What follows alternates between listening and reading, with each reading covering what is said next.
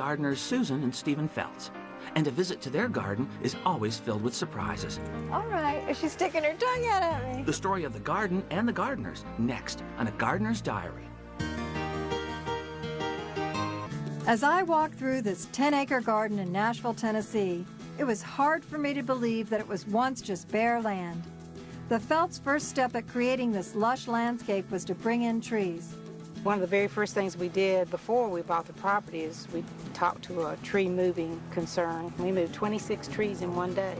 Over almost 20 years, the plantings around the house have matured beautifully. But for Susan and Stephen Feltz, the journey has been anything but predictable. Stephen Feltz is a doctor, but when he's in the garden, he doesn't mind getting his hands dirty. With 10 acres, there's more than enough work for 2 people, even though they don't always see eye to eye. He's very interested in his grass. He loves the grass and the way it sets off the beds. And we used to fight about the grass a lot. We don't really fight about the grass anymore. I think he's finally learned to let it grow a little longer. Susan sometimes says that I'm a little bit opinionated, and I think she'd prefer I just performed the tasks that are at hand, but we really do great. I mean, we both love gardening, and so, I mean, there's nothing we'd rather do than be out here working in the yard. I mean, that's it.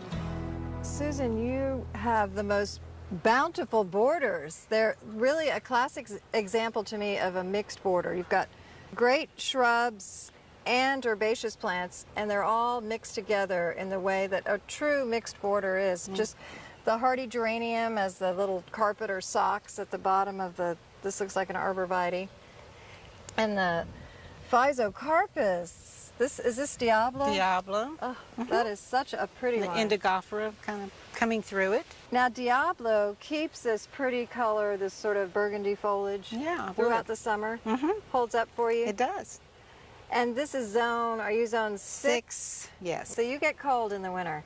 It was down to 2 this winter. So having the evergreens and the deciduous shrubs really become important in the winter as well. Oh, yes, yes. You do use a lot of herbaceous plants. I've never seen a white spiderwort, the Tridescantia. Yes, it is, and it's an indicator plant around nuclear sites where they might have a radiation leak. It'll turn pink. Wow. So that's kind of a cool That thing. is, so it's a useful It's never turned plant. pink here, so I'm real happy. So far, so good. There's no radiation here. And the Catinus, that's the golden spirit, and it plays off all the other colors, especially that light blue Amsonia in the back. Yes, I love Amsonia.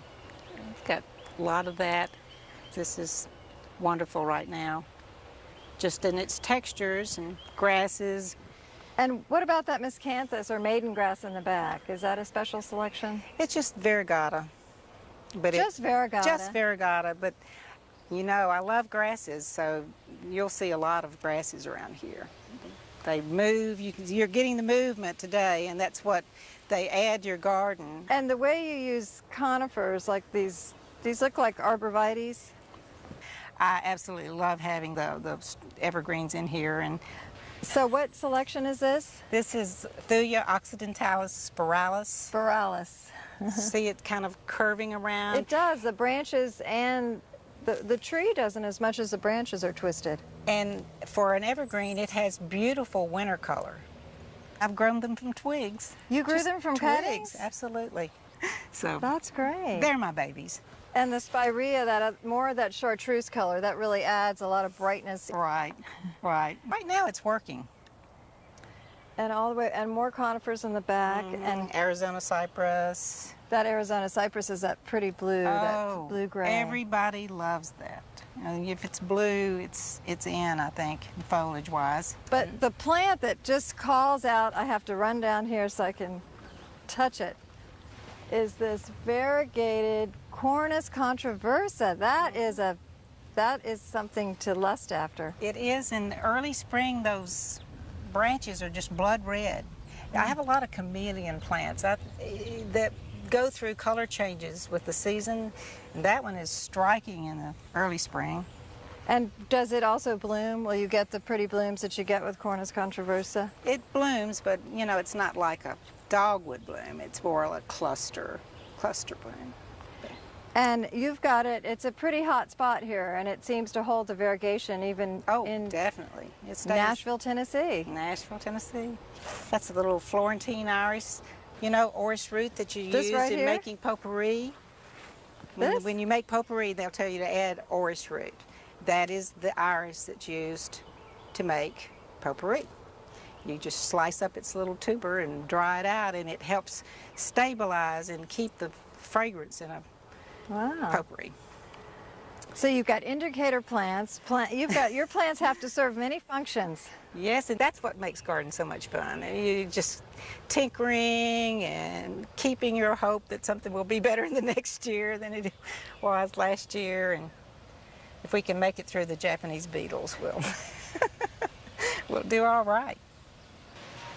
This rustic cedar arbor it's a great scale. I like Thank the you. oversized of it. But what's really exciting to me is this honeysuckle. Is it a hybrid? It is. It's called mandarin. Mandarin, what a perfect name for the color. Yeah. Now, do you suppose do these taste good the way they did when I was They a little kid and we used to pull out the centers and eat them? try it. That's intense. It is good. It is intense. Wow, so Yeah. mandarin not only looks good, but it tastes good, as long as you don't spray it. How do you keep the foliage so clean? Because I think often the honeysuckle vines can get aphids Aphids and in the spring. problems. There are a lot of things that can have aphid damage or aphid collections in the spring, and I've just found that the superfine oils do a really good job. Plus, I try to spray at least once during the winter with dormant oils. That's a little bit heavier coating of oil, but it smothers Right. just a number of insects, scales and aphid eggs, and works. And mandarin, I have to look for this one. Do you think it's probably readily available? I think it is. If you don't eat all the flowers, Susan. Coming up next, an iris that takes a curtain call. And later on, meet Susan's groundskeepers.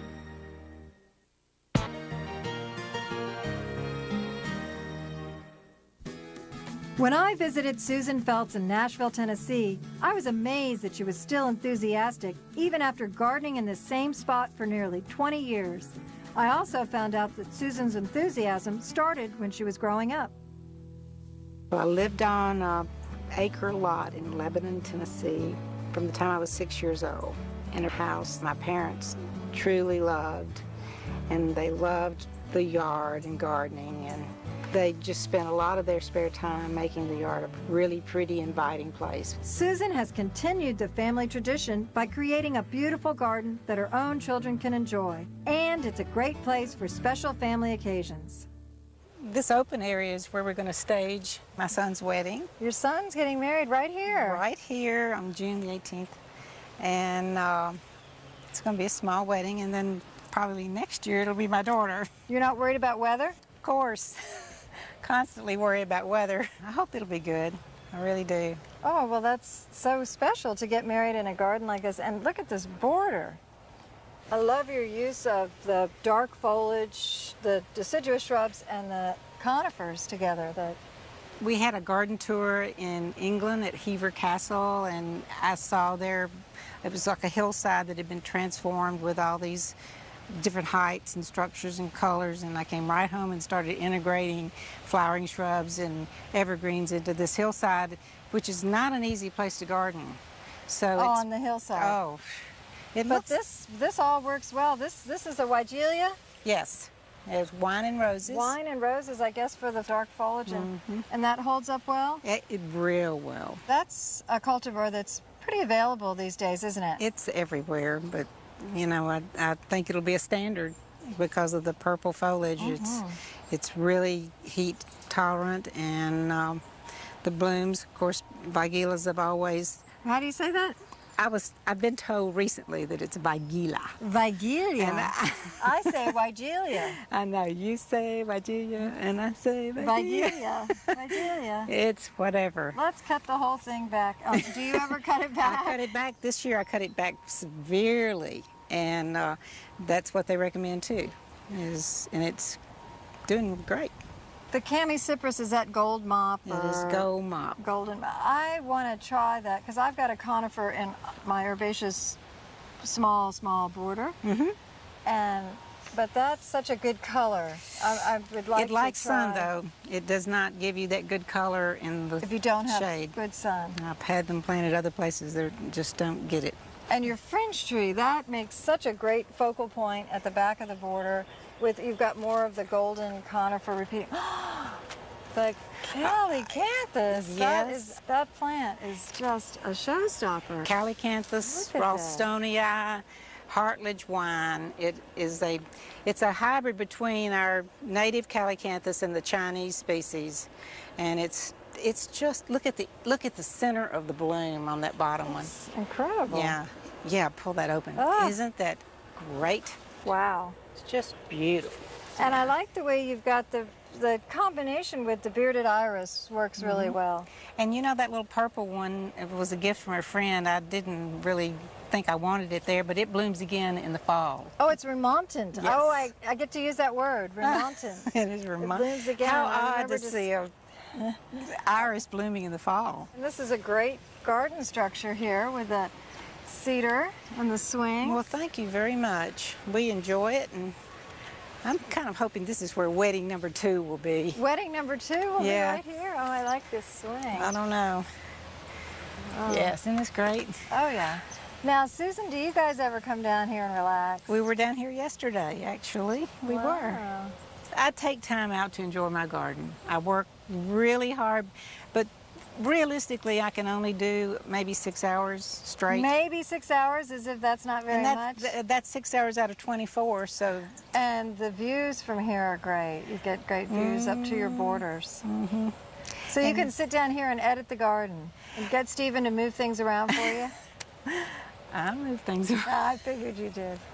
Well, I'm said to be the head groundskeeper. I basically make sure that everything gets done that needs to be done, from mowing to making sure that the compost is ready and available.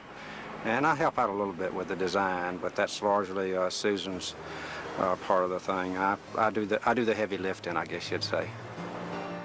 Some animals can be strictly ornamental, but these guys work their way into the garden and into Susan's heart. Stay with us. I love the sheer abundance in Susan Felt's garden. Not only does she have a lot of plants, she has a huge variety. With 10 acres to play with, gardening can be expensive. But Susan has learned a great way to get more plants for her buck. All it takes is a little know-how and a lot of patience.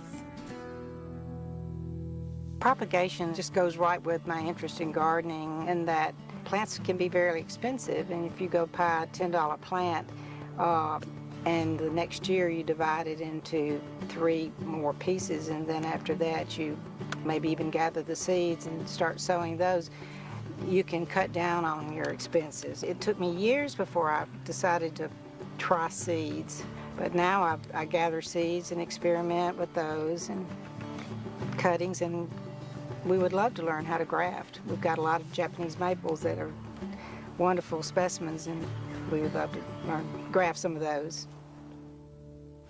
That's a beautiful peony. I love the coral pink, or I don't know how you describe that color. Well, they call this one Raspberry Sunday, and it's gorgeous. It dries beautifully. I found out that from a lady who grew them commercially. So at what stage would you pick that You'd to pick dry? it right now. Right now. And it looks so good with the spirea. Yeah. Is that lime mound? Yes, it is. Love that chartreuse with the pink. So we're at the front of your house, and then off to the side is this beautiful vegetable garden. What a fancy setup with the fence and the arbor, the entrance arbor. And then you've got this wonderful woman in the center goddess. of the vegetable garden. She's the goddess. She's the goddess of the garden. She keeps it all straight. Now, she's got big shoulders. How did you construct her? Oh, kind of a T form. And her face is a clay mold of You made the have face? a nice You made it off of your clay own mask. face?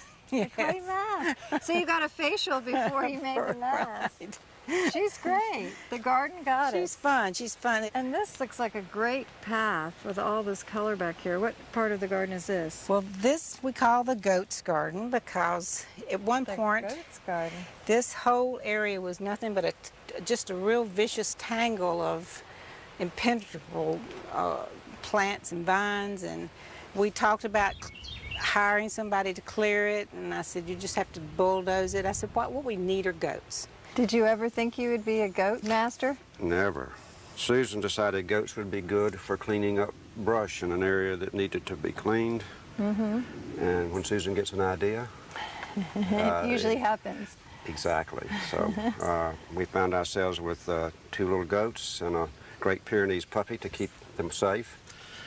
And they did a great job, but in the same time, we fell in love with the goats. Because goats have great personalities. They're just really an intelligent animal, and they interact. And before long, we knew the goats were going to be a permanent fixture. These are the first 2. That's Betty and Bonnie. Betty is on the Is the black one. black one. Yeah, I just heard turkeys gobble. So you've got turkeys and goats. Now the turkeys we don't have. The turkeys pass through. I mean, They're just visiting. yeah. Now Betty's been here the longest. Betty and Bonnie were the first 2.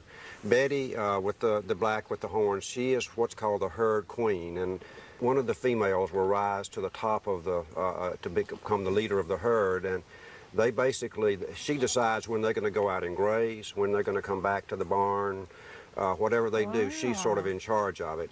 It's like the queen bee. Yeah, if we had a buck, a billy, he would think he was in charge, but still the rest of the herd will look to the herd queen as being the one to make the important decisions. Sort of like human beings. Yeah. I guess you could say that. Hidden away in a secluded section of the garden, a spectacular flowering tree rings in each new springtime.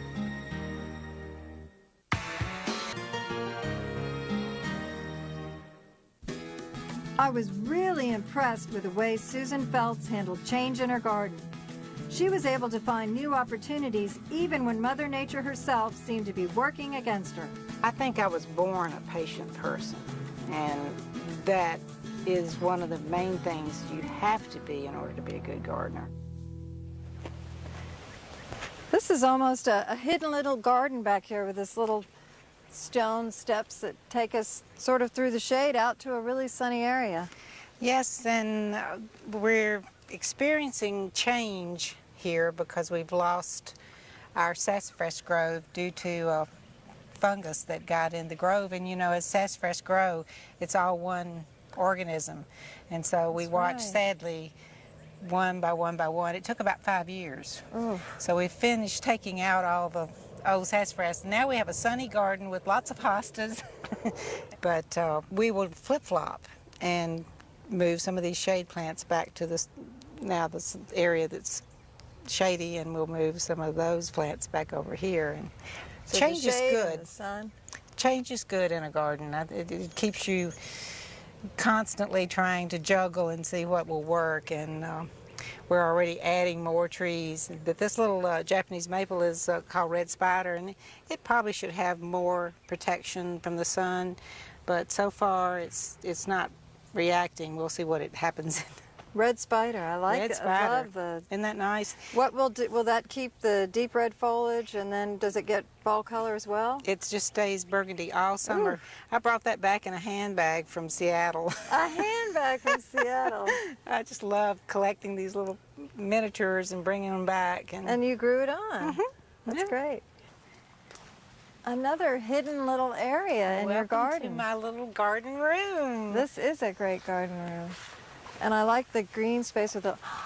Oh, Susan, I think I just found the treasure, or the jackpot, the plant of the moment. Yes, Look at that. That's Styrax japonicus pink chimes. yes. It's really ringing a Wow. bell, isn't it? Oh, that's a good one. It is.